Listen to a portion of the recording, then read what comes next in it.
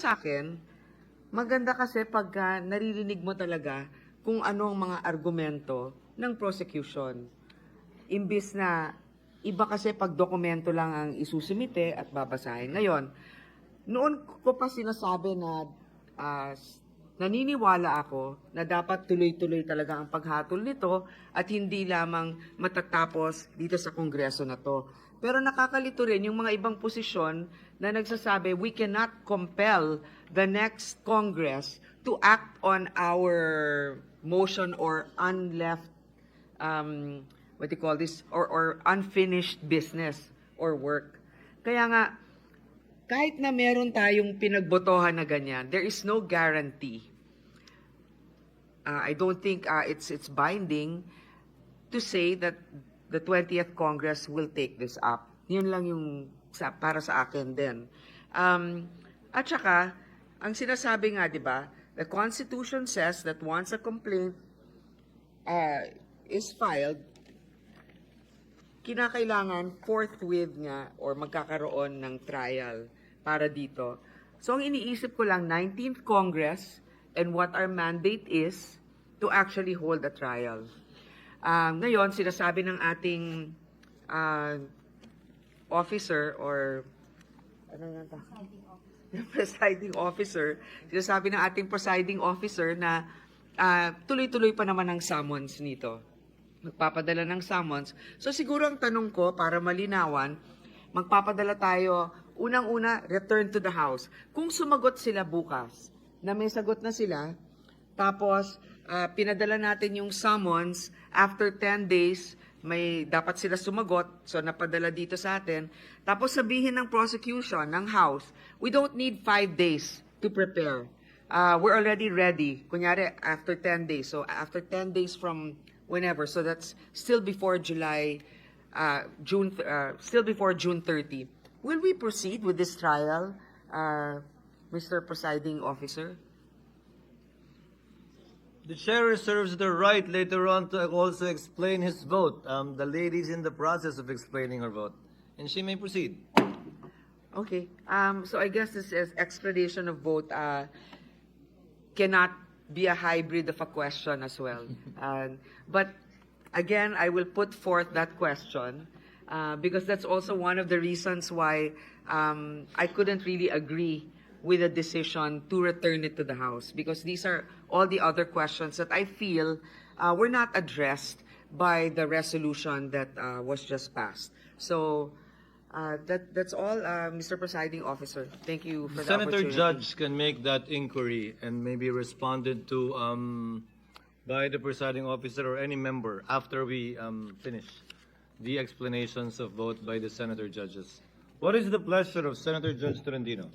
Mr. Presiding Officer, a few days ago, this representation filed a Senate Resolution 1637, which has yet to be referred either to the Committee on Rules or to this plenary or to this impeachment court, calling for an expedited trial, calendar trial, Mr. President. Would the actions taken by the impeachment court today, to clarify and set the record straight, Mr. President, mean that the same has been denied, Mr. President? Very much like the question of Senator Judge Poe. The court can address that after all of the senator judges shall have explained their votes, so that we can set this aside already. Yes. Any other member who wishes to explain their vote? Thank you, Mr. Presiding Officer. This representation just expects a ruling from the presiding officer. Thank you. At the proper time, the senator judge can make a motion with respect to the published proposed calendar before the impeachment court, but no such motion is pending yet for the chair, the presiding officer, to make a ruling on. But at the proper time, we will entertain any such motions. Senator Judge Cayetano may proceed for his explanation. Mr. President, Mr. Presiding Officer, I was just reminded that my motion to amend the motion of Senator Bato was because Senator Bongo mentioned that is an option. So I just want to give credit where credit is due. And, you know, it happened very fast today, but between dismissal or actually dividing the House today or tomorrow, whether it should be dismissed, that's the problem with the compromise, Mr. President. No one's totally happy. But I think we have upheld our oath to be politically neutral. And as I said in the written motion, Mr. President, this does not dismiss nor in any manner terminate this impeachment proceeding. Now, if the House of Representatives themselves see a constitutional defect in the articles of impeachment or decide not to pursue it in the 20th Congress, we actually expedited the process. So let me stop there and thank you, Mr. Presiding Officer, and thank you, our colleagues, for, you know, nairaos natin ang desisyon na to na napakahirap.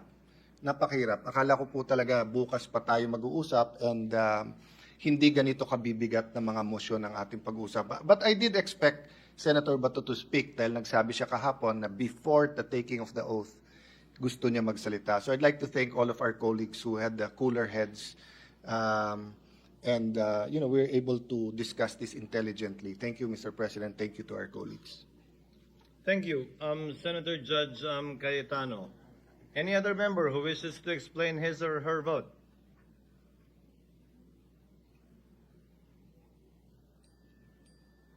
Chair would like to make of record a few words regarding the just finished vote then. The presiding officer would like to thank the members of the Senate Impeachment Court, as stated by Senator Cayetano, for being able to engage in a lively discourse that enriched not only the records of the Senate, but also the debate that is going on even beyond the halls of this chamber.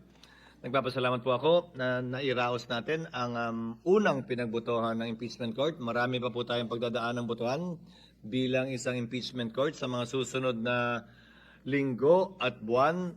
Ngayong ika-11 o ika-20 kongreso man, subalit nais ko ring sabihin na dun sa mga dudoso at nagdududa sa loob o sa labas man ng bulwagang ito, maliwanag ang intensyon ng Senate Impeachment Court sa katatapos lamang na botohan.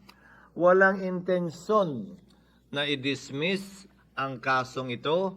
Ang intensyon ay mabigyan ng pagkakataon ang mga prosecutors na sumagot sa ilang tinuturing mga katanungan nang hindi inaaksaya ang panahon ng korte at nang hindi pa hinuhusgahan ang bagay na ito. Ang ating pinagbotohan hindi hinusgahan na lumabag ang Kamara sa 1-year ban. Hindi hinusgahan na ayaw na ng ika-20 Kongreso ang impeachment complaint na ito. Kaya nga po tayo magtatanong at mag-i-issue ng order. Again, with the issuance of the summons in a few minutes from now, I think it will be made clear that no such intention, that there is no such intention, and that there is every intention by this impeachment court to comply with the rules, at least insofar as the issuance of the summons under our rules and during the 19th Congress. So with the permission of Senator Judges Grace Poe and Francis Tolentino, the Chair, pursuant to Article 7 of the impeachment rules, which provide, upon the presentation of the articles of impeachment and the organization of the Senate, as herein above provided, a writ of summons shall be issued to the person impeached, reciting or incorporating said articles and notifying her to appear before the Senate on a day and at a place to be fixed by the Senate and named in such writ, and to file her answer to the articles of impeachment within a non-extendable period of 10 days from receipt thereof, to which the prosecutors may reply within a non-extendable period of 5 days therefrom, and to stand to and abide by the orders and judgments of the Senate. The court therefore